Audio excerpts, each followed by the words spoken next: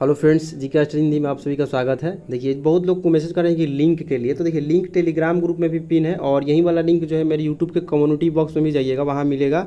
और जो वीडियो अभी कुछ देर पहले अपलोड किए थे वहाँ भी आपको कमेंट बॉक्स में मिल जाएगा। या फिर आप लोग जो इतने सिलेक्टेड बच्चे हैं, आप लोग जो है गूगल में डायरेक्ट सर्च कीजिए onlinebssc.com, आप लोग को वहाँ से भी लिंक मिल जाएगा। बीएसएससी का साइट तो लगभग सभी को पता है, वहाँ से खोलिए, वहाँ पर लिंक दिया गया है। तो ये कोई बड़ी इश्यू नहीं है, आप लोग जो है चेक कर लीजिए। चलिए अब बात करते हैं बीएसएससी के टॉपर का। तो इनको सबसे पहले तो बहुत बहुत बधाई। ये देखिए, बिहार एसएससी इंटर लेवल परीक्षा के जो भी हैं ये टॉपर हैं। नाम इनका है राजा बाबू, ठीक है। जैसा नाम वैसा काम किया है इन्होंने, बहुत बहुत इनको बधाई है। और ये जो है इनका मार्क्स जो है 528 है, ठीक है। आप लोग भी देख सकते हैं 528 है। इसको 4 से डिवाइड कर दीजिए तो 150 में आपको पता चल जाएगा कि क्या इनका है। तो करीब 132 नंबर जो है ये लाए हैं 150 में। इनका निगेटिव वेटिव करने के बाद जो है इनका 132 क्वेश्चन बिल्कुल जो है सही है, और टोटल 600 वगैरह है, तो 528 इनका नंबर है, ठीक है। और ये जो है देखिए इनका लिखा गया है कि फिजिकल टेस्ट, तो ये नॉट क्वालिफाइड इनका नाम होगा फिजिकल के लिए, और नॉट क्वालिफाइड है। Not qualified in typing test, ठीक है। टाइपिंग सर्टिफिकेट दिए हुए हैं और कंप्यूटर सर्टिफिकेट भी दिए हुए हैं। एलिजिबिलिटी इन काउंसलिंग सही है। पोस्ट अलॉटेड हुआ है इनको, अनरिजर्व कैटेगरी से होगा, ऑब्वियस सी बात है। और इनको राजस्व कर्मचारी का पोस्ट जो है मिला हुआ है, यानी जो टॉपर है बिहार एसएससी इंटर लेवल परीक्षा के, वो राजस्व कर्मचारी पद उनको प्राप्त हुआ है। और इनका नंबर आप लोग को बता ही दिए 528। और एक चीज़ और, आप लोग अपना स्कोर कार्ड इधर उधर किसी ग्रुप में शेयर मत कीजिए, ये काफ़ी कॉन्फिडेंशियल है, चूँकि इसमें डेट ऑफ बर्थ दिया हुआ है सबका, ठीक है। डेट ऑफ बर्थ दिया हुआ है, तो आप लोग जो है इसका मिसयूज हो सकता है, आगे और भी ज़रूरत आएगा जिससे कि आप लोग लॉगिन कर सकते हैं। तो चूँकि रोल नंबर और डेट ऑफ बर्थ से कोई भी आपको लॉगिन करके एक्सेस कर सकता है, इसलिए डेट ऑफ बर्थ और इस चीज़ को, स्कोर कार्ड को आप लोग अगर वायरल करते भी हैं, दूसरे ग्रुप में डालते भी हैं, तो उसको जो है ब्लर कर दिया कीजिए, ठीक है। उसको ये व्हाट्सएप पे भी ऑप्शन है, इस तरह से ब्रश कर दिया कीजिए उसको, ठीक है। उसके बाद ही फैलाइए। तो देखिए इसी तरह से सबका स्कोर कार्ड दिया गया है, ये जिनका रैंक 1 है उनका स्कोर कार्ड है, सब लोग अपना अपना देख लीजिए। बाकी जो कट ऑफ की बात है, तो कट ऑफ कुछ थोड़ा सा ऊपर नीचे हुआ है, ठीक है। जो कट ऑफ बताया गया था उससे कुछ ज़्यादा कट ऑफ ही गया है, कट ऑफ हाई है। बाकी एक चीज़ है कि नॉन टाइपिंग का कट ऑफ और टाइपिंग का कट ऑफ, इसमें काफ़ी ज़्यादा गैप है, ठीक है।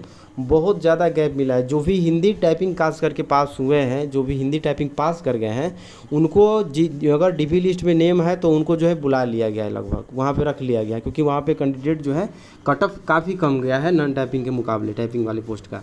तो यही एक राहत है, जिनका भी कम नंबर था अगर वो टाइपिंग पास है तो उनका सिलेक्शन हुआ है। बाकी इसको इशू ना बनाए, चूँकि देखिए हिंदी टाइपिंग जो भी पास है उनको कम नंबर पे ही सिलेक्शन हुआ है, और नॉन टाइपिंग का वही कट ऑफ जो है ज़्यादा है। दोनों में आसमान धरती का लगभग अंतर है, इस तरह से कट ऑफ है। तो खैर ये तो होना ही था, टाइपिंग की चूँकि एक तरह से टेक्निकल वो नॉलेज है जो कि आपके पास होना चाहिए था। तो जो भी इस तरह का हिंदी टाइपिंग इंग्लिश टाइपिंग पास हैं, उनका जो है टाइपिंग में सिलेक्शन कम नंबर रहते हुए भी हुआ है। और जो भी कट ऑफ है उसका उसी हिसाब से केवल टाइपिंग का ही देखा जाएगा, ठीक है। उसको नॉन टाइपिंग से अलग रख करके जितने भी टाइपिंग क्वालिफाइड कैंडिडेट है उसी में उसका कट ऑफ बनेगा, यही चीज़ है। तो इसीलिए उसका कोई इशू नहीं है, ठीक है। बाकी जो रैंक दिया गया है वो इस तरह से दिया गया है, जनरल रैंक और कैटेगरी रैंक। जो टॉपर है वो एमबीसी कैटेगरी के हैं, और ये जो है टॉप किए हैं बिहार सीसी का, इनका जनरल रैंक भी जो है 1 है और 528 नंबर है। और कुछ लोग देखिए कह रहे हैं कि सेम नंबर पे रैंक किस तरह से सेम हो सकता है, तो बिल्कुल हो सकता है। एक ही मार्क्स पे, जैसे किसी का मान के चलिए कि 426 मार्क्स है, ठीक है। अब 426 मार्क्स पे इसका रैंक जो है कई रैंक हो सकता है, ठीक है। मार्क्स सेम है लेकिन रैंक कई हो सकता है। ऐसा बहुत हुआ है, जितना मेरा मार्क्स है खुद मेरे मार्क्स पे भी कई लोगों का रैंक है, ठीक है। 456 जैसे मान के चलिए किसी का मार्क्स है, अब इस पे जो है कई लोगों का रैंक सेम दिखाएगा। क्यों दिखाएगा? क्योंकि सबसे पहले तो पीटी का मार्क्स, पीटी के मार्क्स के बाद आपका डेट ऑफ बर्थ, जिनका डेट ऑफ बर्थ पहले का रहता है उनका मतलब जो इनका एज ज़्यादा है उनको रैंक पहले दिया जाता है। उसके बाद उनके बाद अगर वो भी सेम हो जाता है तो फिर अल्फ़ाबेट नंबर दिखा जा अल्फ़ाबेट नाम देखा जाता है, ठीक है। तो इस तरह से ये 3-4 फैक्टर है जो कि डिसाइड करता है रैंक आपका। और एक एक नंबर पर यहाँ 3-3 400 का आपको रैंक बदल रहा है एक एक मार्क्स पे। तो ऐसा होता है, चूँकि बड़ा बहाली है और ये इसमें बहुत सारे कैंडिडेट है, 11,314 अभ्यर्थियों का रैंक शो किया गया है। तो इस तरह से इसमें हुआ है। अब देखिए जो लोग कह रहे हैं कि टाइपिंग शो नहीं किया गया है, ठीक है, कि टाइपिंग के पास है कि नहीं है, तो उनके लिए भी जो केस के लिए अलग से बेस बना रहे थे उनका भी कोई बेस नहीं है। सब कुछ शो कर दिया है आयोग, बिल्कुल पानी की तरह साफ है, क्रिस्टल क्लियर कर दिया गया आयोग के द्वारा। आपका मार्क्स भी दे दिया गया, रैंक भी दे दिया गया, कैटेगरी रैंक, जनरल रैंक और इंग्लिश टाइपिंग पास है कि नहीं है, आपने टाइपिंग सर्टिफिकेट जमा किया है कि नहीं, आपने DCA सर्टिफिकेट जमा किया है कि नहीं, सब कुछ दे दिया गया है।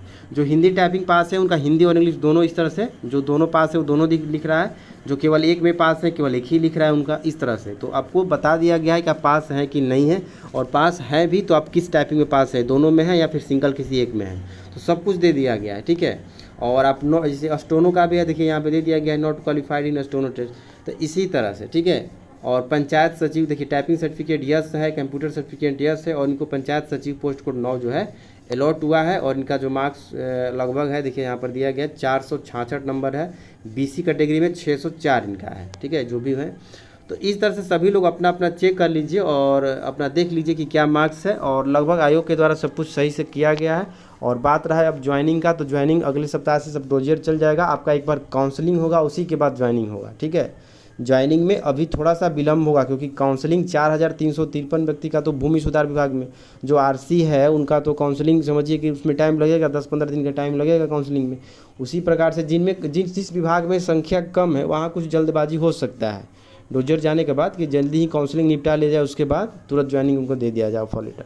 लेकिन जहाँ पे संख्या ज़्यादा है जिस विभाग में, वहाँ थोड़ा सा प्रोसेस भले जल्दी शुरू हो जाए, लेकिन प्रोसेस चूँकि लंबा चलेगा, संख्या ज़्यादा है, इसलिए उसमें उस कारण से डिले हो सकता है। फिर भी आप लोग मान सकते हैं कि आपको अगस्त फर्स्ट वीक में या जुलाई लास्ट में आपका जो है सब कुछ ये प्रोसेस ख़त्म हो जाएगा, और उसके बाद ज्वाइनिंग आपका हो जाएगा अगस्त में। और अभी जो है अभी आपका काउंसलिंग चलेगा जुलाई में, और अगले सप्ताह तक पूरी उम्मीद है कि आपका डोजियर जो है हर विभाग में आयोग के द्वारा भेज दिया जाएगा, और उसमें सब कुछ आपका डेटा रहेगा, ठीक है।